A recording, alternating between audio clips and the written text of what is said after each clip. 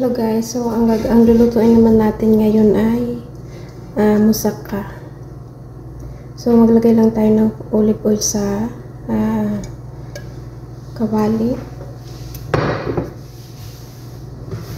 Ayan, mainit na ang ating oil. Ilagay na natin yung sibuyas. So hiniwa ko lang siya ng pahaba, maninipis.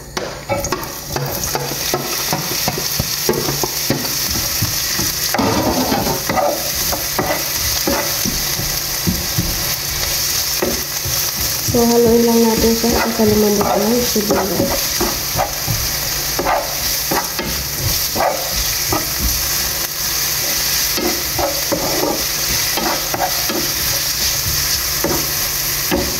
Hintay lang natin sa lumambot. So, ayan, after 5 minutes guys, malambot na yung ating onion.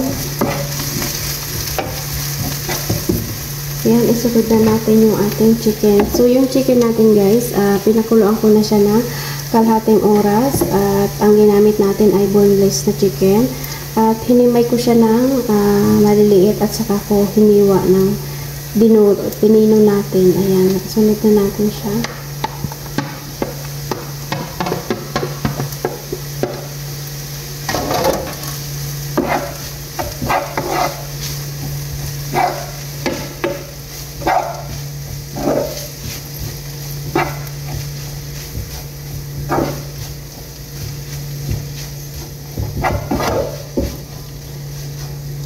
So, ayan, hayaan lang natin siya na medyo ma-fried yung chicken. Ganito lang yung ating chicken guys. Medyo na-fried natin siya. Ganito lang siya. So, ayan, okay na ang ating chicken. Pwede na natin ilagay yung ating mga pampalasa. So, bago natin patayin yung apoy guys, lagyan natin siya ng cinnamon powder. Kunti lang.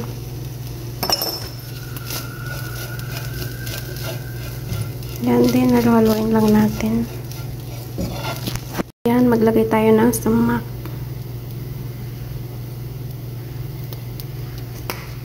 Then, saka natin i-mix.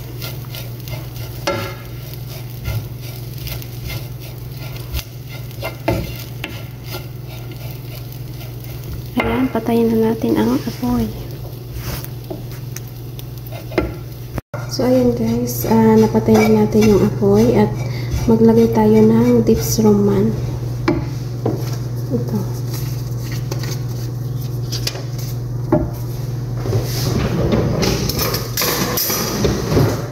Maglagay tayo ng 1 tablespoon.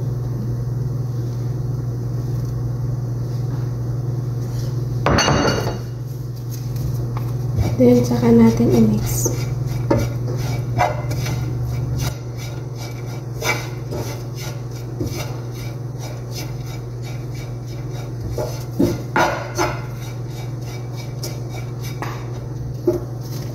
Dagdagan natin ng asin kasi matabang siya.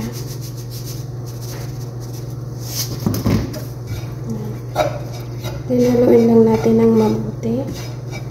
Antayin lang natin siya lumamig. Then, pwede na natin ilagay sa wrapper.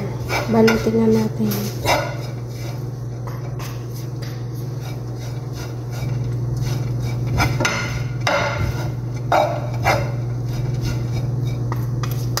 Ayan, luto na ang ating chicken para sa siya. Ginagamit ko to sa shawarma. So, gagawin natin, hatiin natin siya dito sa gitna. Ayan, ganito. Then, lalagyan natin yung chicken. Ito yung ating chicken. So, tingnan nyo siya guys, kung hindi maasim, kasi kailangan medyo maasim-asim, may tama yung dips roman. So, pag kulang siya, pwede nyo siyang dagdagan. So, ito yung ating, mayroon akong tinuno na flour, harina. Then, ayan, i-fried natin siya dito para gawin natin pang dikit. Ayan. So, ayan. Ito na yung ating musaka. Bawasan natin yung okay mo. Ayan na yung ating musaka. So, ayan guys. Inshallah ay perfect yung ating musaka. That's the first time kong gumawa ngayon kasi Nung last year, hindi ako nakagawa nito, ngayon lang. So, inshallah magustuhan nila. So, ayan. Nagmamadali ako kasi magagawa pa ako ng hindi ko pa natatapos yung aking atas. Pero, ibiblend na lang naman yung aking atas. So, ayan. Gagawa pa tayo ng gawa at saka yung sweet nila. So, ayan, ganun lang guys. Paulit-ulit lang. Ganun ang gawin natin.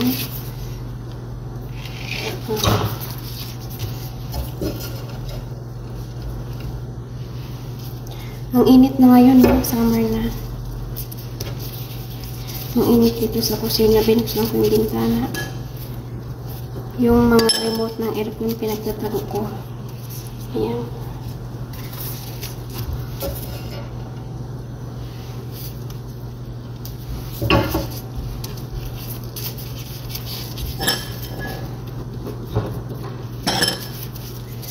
Ayan. Ganun lang kadali ang paggawa. Guys, natapos na natin yung ating musaka. Ayan. Ayan na yung ating musaka. So, takpan muna natin kasi maaga pa naman. Hindi ko pa siya ilalagay sa oven. So, ilagay muna natin siya sa preset habang inaantay natin yung oras, no? So, mga 15 minutes or ganyan. 15 minutes or 20 minutes. Then, saka natin siya ilagay sa oven. Gawa tayo ng sauce ng musaka. So, meron tayong yogurt. Gagamit tayo ng kalahati lang. Kalahating yogurt. Meron tayong labna. Gagamit tayo ng 2 tablespoon. Ayan. Then, ito, gagamit tayo ng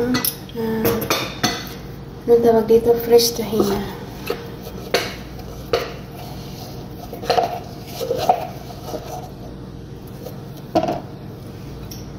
Gamit lang tayo ng 1 kutsarang fresh tahina. So, mix natin. Ayan, gagamit din tayong half lemon juice.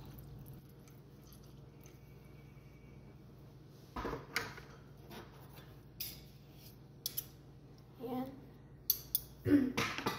Mikos-mikos lang natin. Haluin lang natin, guys.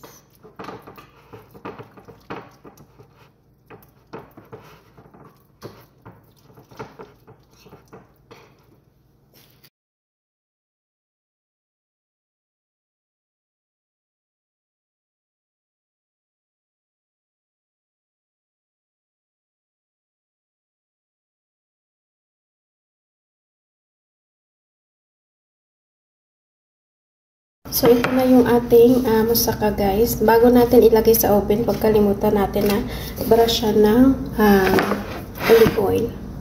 Ayan, natapos na natin yung ating chicken musaka at ito na yung ating finished product. So, thank you for watching guys and see you in my next video. God bless all.